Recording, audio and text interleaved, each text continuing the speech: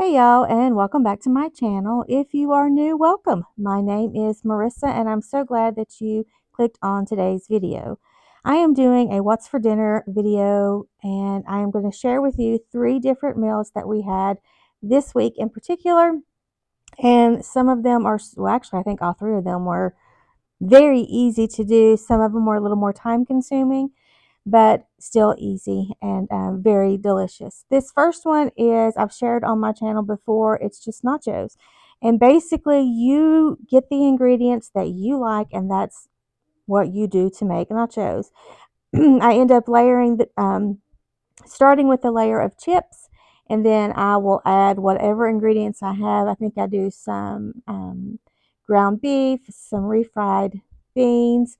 I sprinkle taco seasoning with on that, and then I will add some queso cheese and then some shredded cheese, and then I will just layer until I get done with what I want on my nachos. And then I put these in the oven and I bake them at 400 until the cheese is nice and melted and it's gooey and hot all the way through.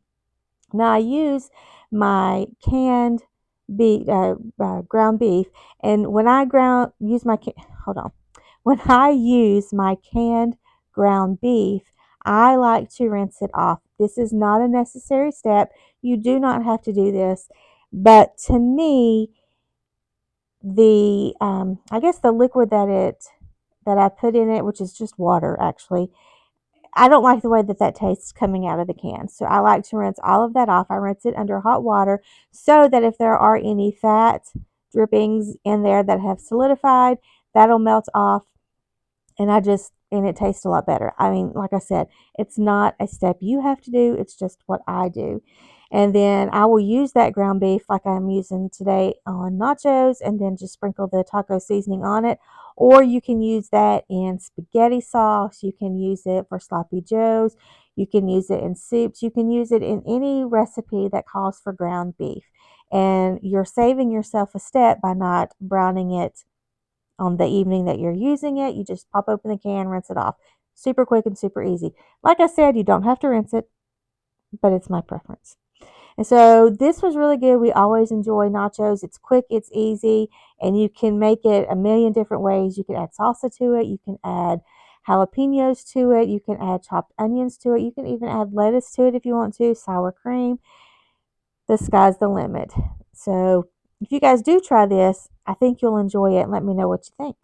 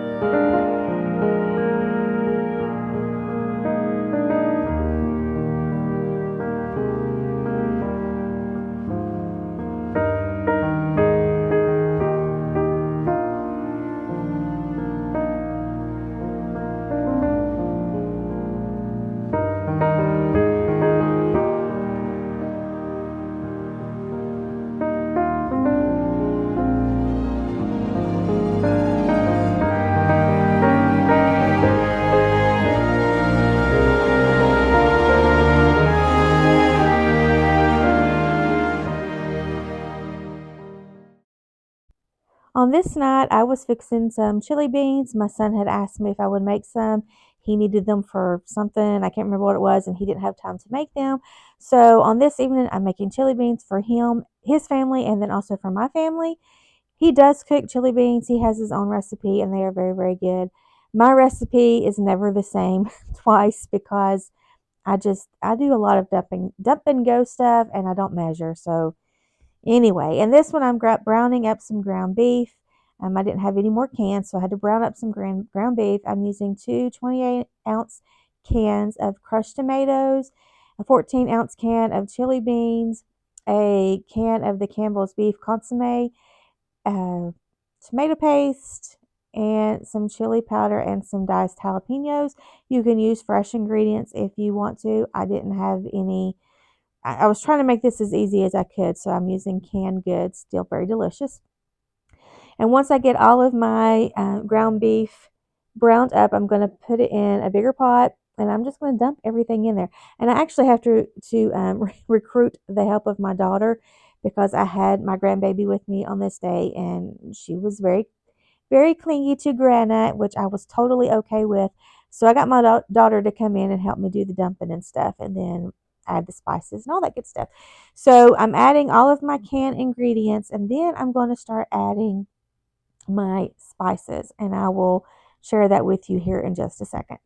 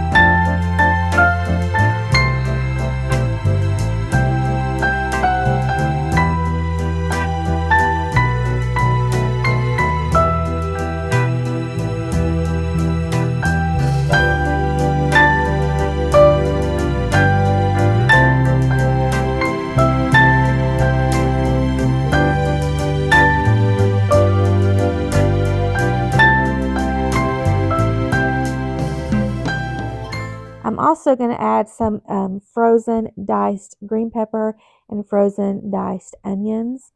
Sometimes I will add this, sometimes I don't. Today I did. And I did say this is chili beans, so I'm adding a quart-sized jar of some pinto and kidney beans that I had canned. When I canned those, I put a little bit of salt and pepper and minced onion in it, so they're very seasoned and very flavorful when I use them in a dish.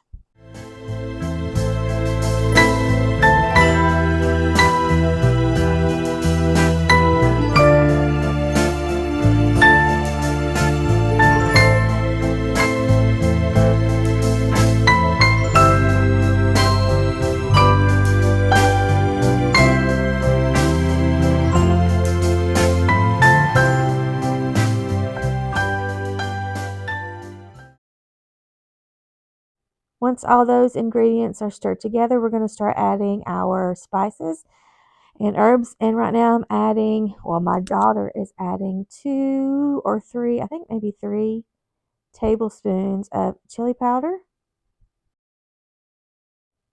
1 tablespoon of Italian seasoning.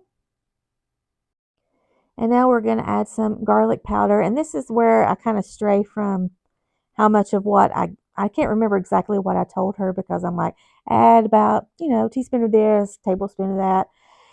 Right now she's adding cumin, paprika, some basil, and some onion powder. Now this ingredient is optional. She is adding some red pepper flakes. You can add red pepper flakes or you can add some cayenne pepper, whatever you want, if you want to spice it up a little bit. I don't like it too spicy. My son does like it spicy, so I did add a little bit to the pot. Stir to get all the ingredients incorporated. You want to bring this up to a boil and then turn it down and let it simmer for a good 2 hours. Come back and stir it occasionally so that it won't stick to the bottom, and just keep stirring it ever so often, and the longer it cooks, I think the better the flavors melt together. So I did have a lid on it while it was simmering for those 2 hours. I don't have footage of this when we ate it because I split it up between me and my son. And so you can add whatever toppings or things you like to eat with it. My family likes to eat pasta. I like to eat Frito corn chips. This last meal that I'm going to share with you guys actually turned out to be my favorite. It was just one of those things that I made up on the fly. I thought, I've got this, I got that. Let's throw all this together and see what happens. So basically, if I have to call it anything, I will call it a chicken pot pie hash brown casserole. And very easy ingredients. I'm adding a bag of hash browns, a jar of my already cooked chicken that I've shredded. I add just big heaping spoonful of sour cream. I'm going to add a can of green beans because I don't like peas, and then a can of carrots. I'm going to add a stick of melted butter. I also add 2 cans of cream of chicken soup, salt and pepper, and a little bit of minced onion. And then I'm going to mix all of that together. Spray a 9 by 13 baking dish, put this in there, and then I'm going to melt another 2 sticks of butter. I'm going to crumble up I think 3 sleeves of Ritz crackers. Get all that mixed together, spread on the top. I'm going to put it, oh, wait a minute. I also add some shredded cheese. I almost forgot that. Add a little bit of shredded cheese, however much you want, whatever kind you want. Then I'm going to get this into a 375-degree oven. I put it on the bottom rack because I don't want the Ritz crackers to burn. If you see that they're getting too brown before the inside of the casserole is done, just put a little bit of aluminum foil over it. But I put it in a 375-degree oven, and I bake it for anywhere from 45 minutes to an hour because you want to make sure your potatoes get good and soft and everything is heated all the way through. And this turned out so delicious. We actually ate it on this night, and then we had it the following night for leftovers for dinner. So good.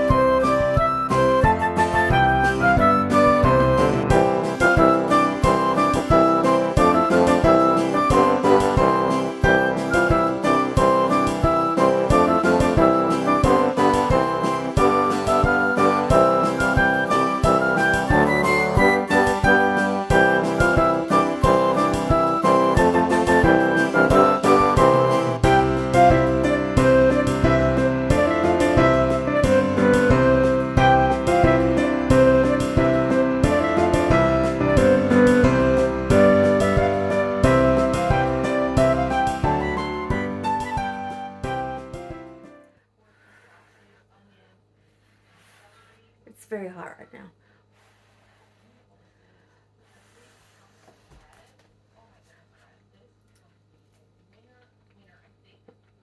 Oh, wow. Very good. Oh my gosh. I mean, can you go wrong with potatoes? No. All right, I'm going to sit down and finish my dinner. I'm going to thank you guys for hanging out with me in the video today. I hope that you maybe can take these recipes and use them in your kitchen. And if you do, let me know what you think. If you adapt them to your personality and what you like, then let me know what you did. Just chit chat with me. Hope you guys are having a great day. Hope you had a great Thanksgiving. And until next time, I'll see you later. Bye.